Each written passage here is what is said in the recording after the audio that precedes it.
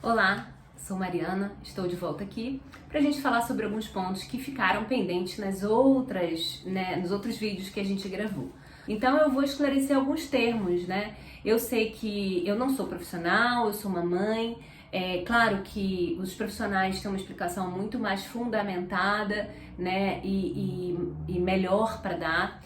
Mas como mãe eu percebi uma coisa, que quando você começa a lidar com essa realidade, são tantos nomes novos, e os profissionais muitas vezes acabam explicando para os pais com os termos que muitas vezes leem estudos, o que não é tão simples nem fácil de se compreender. Então eu vou tentar relatar aqui os nomes de uma forma mais simples possível para que todo mundo consiga entender e na hora de conversar com os profissionais específicos das áreas consiga tá um pouco mais inteirado, um pouco mais à vontade com cada uma dessas palavras, certo?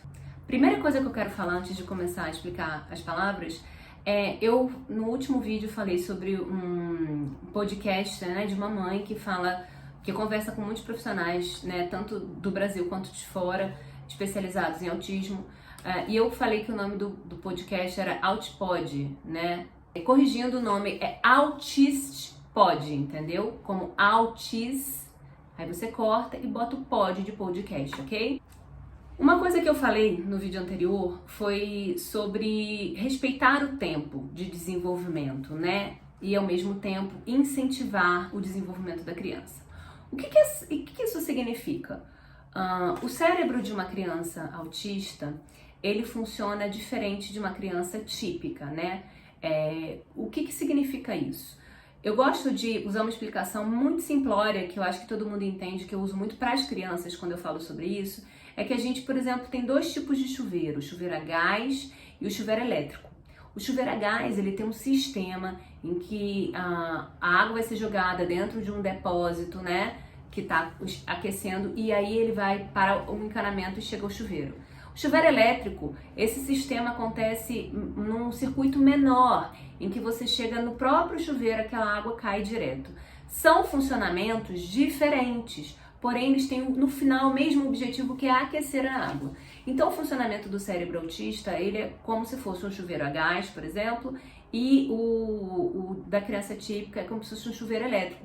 São processos diferentes, né, para chegar ao desenvolvimento, a adquirir aquele conhecimento, aquele tipo de conhecimento. Como os cérebros, né, como os sistemas são diferentes, então nós precisamos usar recursos diferentes para cada qual, como funciona no chuveiro. A criança típica, muitos desses processos eles acontecem de uma forma natural, num ambiente natural, sem que a gente precise fazer alguma coisa específica. A criança TEA, ela precisa ser incentivada a tal coisa. Muitas vezes ela precisa de mecanismos específicos para alcançar determinado desenvolvimento num tempo um pouco mais curto do que ela alcançaria se fosse num período mais longo, né? Por isso é que a gente diz estimular. A terapia ABA é um tipo de processo de incentivar esse desenvolvimento. Por isso que ela é tão fundamental e importante quando a gente está lidando com o desenvolvimento da criança atípica, certo? É fundamental que a gente não esqueça disso e invista tempo, dedicação, né? Como a gente puder, para que a nossa criança tenha acesso a esse tipo de tratamento. Mas lembrando que, mesmo dentro do TEA, as crianças, as pessoas como seres humanos, somos todos diferentes. Então, o desenvolvimento de uma criança pode ter um ritmo diferente do outro. Isso não quer dizer que seja errado. A gente precisa estimular, mas ao mesmo tempo entender que a nossa criança não vai ter necessariamente o mesmo ritmo de aprendizado de uma outra criança, seja típica ou atípica. Então, é estimular e respeitar o tempo deles de aprendizado. Nunca deixando de tentar, né? Ou parar completamente esse estímulo, ok? Quando a gente fala sobre atípica, neurotípica ou típica, neurotípica, a gente está falando sim do TEA, né?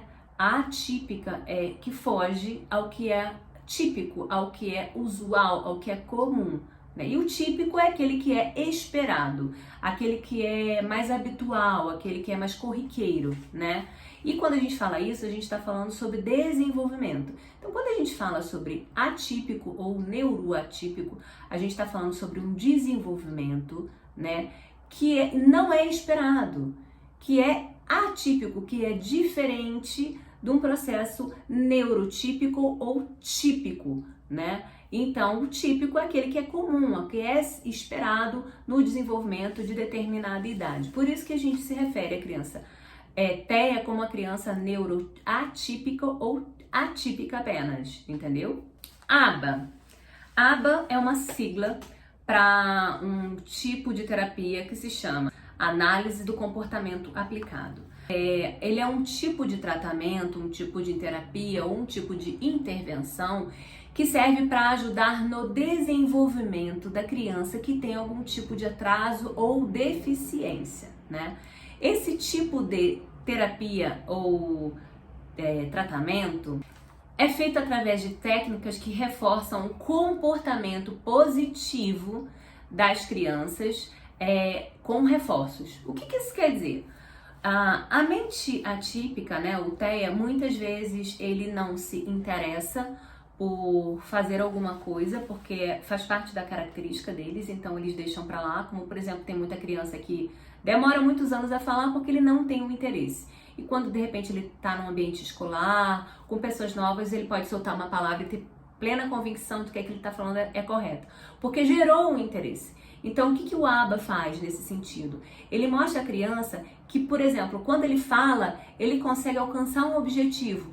É um comportamento positivo. E aí ele ganha algum tipo de recompensa, né? Vou dar um exemplo que é o que eu faço com a minha filha. Eu aplico a ABA nela em casa. E quando eu faço isso, o reforço positivo que funciona com a minha filha, como eu disse, é individual de cada pessoa, porque cada criança é uma. Ela ama que eu faça cosquinhas nela.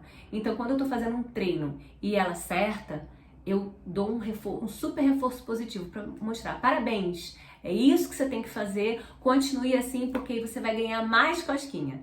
Mas quando ela não tá afim, quando ela não tá concentrada, quando ela se mostra desinteressada, ela também não ganha esse reforço que ela quer ganhar. E aí ela percebe que ou ela age como eu preciso que ela haja e ganha aquilo que ela quer, ou ela age da forma nada reforçadora e aí ela não vai ganhar o que ela quer. Então, o ABA se baseia muitas vezes nesse processo de comportamento positivo com ganho de algo que seja reforçador e satisfatório para eles. TCC, Terapia Cognitiva Comportamental. Essa terapia ela é menos usada, né? A mais comum é a ABA, e ela requer que a criança tenha algum conhecimento cognitivo mais avançado um pouco, porque se ela não tiver, ela não consegue aplicar. O que é o sistema cognitivo? São as cognições, são as ligações do cérebro em relacionar uma coisa à outra, né? Maior parte das crianças TEA, né, não tem essa parte cognitiva bem desenvolvida. E é por isso justamente que você trabalha o ABA, porque ele desenvolve essa parte cognitiva muito bem. O TCC, ele já não trabalha tanto, ele trabalha com alguém que já tem essas habilidades.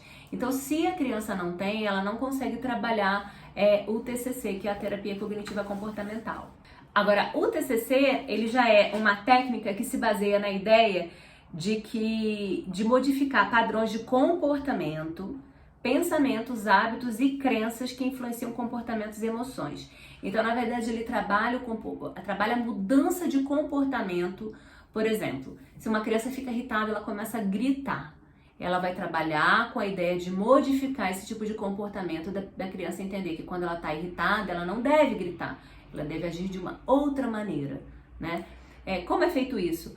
Sendo muito franca, como não é uma técnica muito difundida, eu não posso dizer para vocês. Conheço um caso, que não sei se vai ilustrar tão bem essa situação, que é o seguinte. Um grande médico, né, contou uma vez num programa que ele tinha um caso de uma menina que ela não gostava de ser beijada, ela não gostava do toque dos lábios. Ela era autista, um pouco mais velha, e ela amava fazer teatro. Então, o que ele sugeriu? Que ela, durante o treino, ela fazia teatro, né? Durante o treino, o professor então botasse ela num papel em que ela tivesse que receber beijo a todo momento.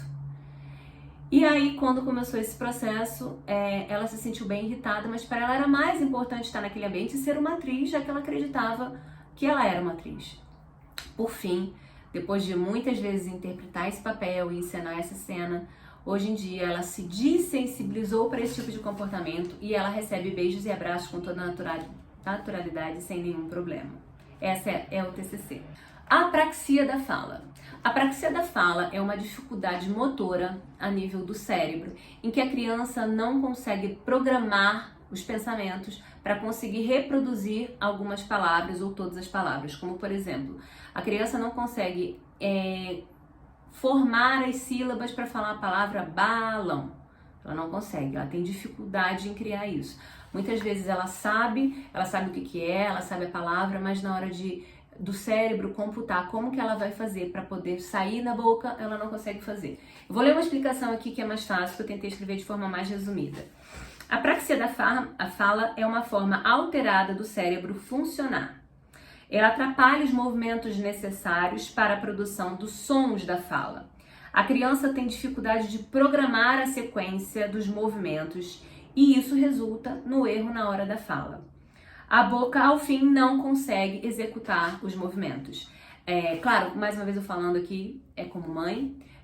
Se vocês quiserem uma explicação melhor, podem procurar a especialidade, né, que é a Associação de Apraxia no Brasil, que eles vão te dar uma explicação melhor. Então, a gente sabe que tem muitos casos de criança que falam depois de uma certa idade, como tem crianças que nunca vão falar, que são, né, pessoas com crianças autistas não verbais, mas às vezes, em alguns casos, elas não falam justamente porque tem apraxia da fala. E sim, para esse caso tem treinamentos. Tem casos mais graves, tem casos mais leves, mas existe treinamento. A minha filha, que começou num nível muito alto de dificuldade com apraxia, hoje ela já consegue falar bastante coisa e é bem falante, viu? Terapia ocupacional. A terapia ocupacional é aquela que trabalha com cuidado mental e físico com técnicas de habilitação. Ela ajuda na autonomia das atividades necessárias no dia a dia.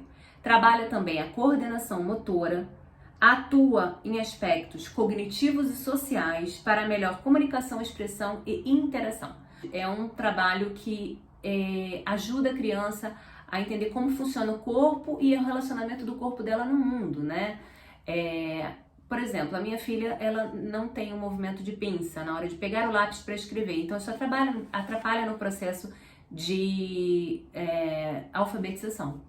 A especialidade que lida com esse aspecto é também a terapia ocupacional, porque ela vai ensinar através de técnicas a ela chegar nesse movimento de pinça para escrever, né? É nessa especialidade que ela vai treinar isso, como também ela conseguir equilíbrio do corpo para não cair em qualquer situação, né? Tudo isso também são questões do cérebro em que é tratado na terapia ocupacional. A terapia ocupacional também lida com ajudar na autonomia na hora de realizar tarefas diárias, como tomar banho sozinho, escovar os dentes sozinho. Então existe todo um planejamento com a terapia ocupacional para que isso possa ser realizado e as nossas crianças possam ser o mais independentes que elas conseguirem, certo? O que é estimulação? Estimulação é o despertar do ânimo, da vontade de aprender, da vontade de se desenvolver. Nesse caso, é favorecer o desenvolvimento integral da criança para os sentidos, prazer e percepção. Então, quando a gente fala em estimular, a gente fala em gerar interesse, em descobrir, conhecer os nossos filhos para saber aquilo que gera interesse para que eles possam aprender melhor, aprender com mais facilidade e tenham realmente a vontade e a disposição para isso. O que é desregulação sensorial? A desregulação sensorial é quando a criança ela sente uma descarga muito forte e ela não consegue lidar com aquela descarga de uma forma automática. Como assim? Vamos supor que eu ganhe uma bala e eu fico muito animada com a bala. Eu vou ficar muito animada, eu vou pular, vou pegar a bala e vou chupar. A criança, às vezes, ela não consegue controlar a emoção como a gente faz de forma tão automática para isso não gerar um problema, para isso não ficar descontrolado. Às vezes, quando ela ganha essa bala, ela vai começar a bater as mãos, como ela não vai conseguir parar, ou ela vai conseguir começar a se bater de uma forma que ela não consiga lidar tão bem com essa descarga emocional, né, das substâncias que acontecem a nível cerebral. Então, isso gera uma desregulação sensorial, tá? Eu vou dar a explicação e vou explicar mais um pouquinho. É uma disfunção, é uma dificuldade do cérebro em lidar com estímulos. Esses estímulos podem ser luz forte, barulho, mas também toques físicos, como é o caso das crianças que não gostam de ser beijadas, tocadas, abraçadas e tudo mais. Porque esse toque é tão sensível para eles que mexe com as emoções deles e eles começam a ficar desregulados. O cérebro começa a buscar maneira de tentar se acalmar e eles podem ter o corpo todo balançando, rodando ou outras estereotipias, como fazer flapping e etc. Então, na verdade, como eu falei, é uma descarga sensorial, né? Agora, como eu descubro se o meu filho está ou não com uma descarga sensorial? Visto que muitas vezes isso é confundido com uma birra, com um acesso, uma irritabilidade um pouco maior, né? Que qualquer criança típica mesmo pode ter. A crise, geralmente, ela dura um tempo, né? 1, 2 horas em que a criança fica repetindo e não consegue sair daquele looping. Existem sim maneiras da gente saber lidar e conseguir controlar para não chegar a uma crise, mas em outras situações, quando a crise se instaura, fica muito difícil de lidar. Você tem que ir agindo e acalmando. É uma explicação, claro, e aí você tem que conhecer o seu filho e procurar a orientação de um especialista para que isso seja feita de forma correta, ok? Quando eles não conseguem controlar essas emoções, eles podem entrar em crise e as crises geram reações excessivas, como gritos, agressividade ou agitação. No momento que eles entram em crise, a melhor coisa é esperar e ajudar a se acalmar, não dando mais estímulos. Então, por exemplo, se um abraço irrita, não dê mais abraço tentando acalmar, porque isso não vai funcionar. Pelo contrário, vai gerar mais crise e mais descontrole. Então, o ideal é tirar ele daquele ambiente ou daquela circunstância que gerou a crise. Se as luzes incomodam, apague tudo. Se os barulhos incomodam, tente deixar ele num ambiente mais silencioso possível para que ele possa se regular de novo e se acalmar, ok? Reforço positivo. É uma técnica usada como forma de recompensa ou agrado para incentivar comportamentos positivos e desejados, como, por exemplo, a cosquinha, brincar de boneca, dar beijinhos se a criança gosta de toque, pular, pode ser muita coisa e aí você tem que conhecer e entender o que funciona para o seu filho, ok? Uma outra coisa que eu quero falar é sobre verbal e não verbal, né?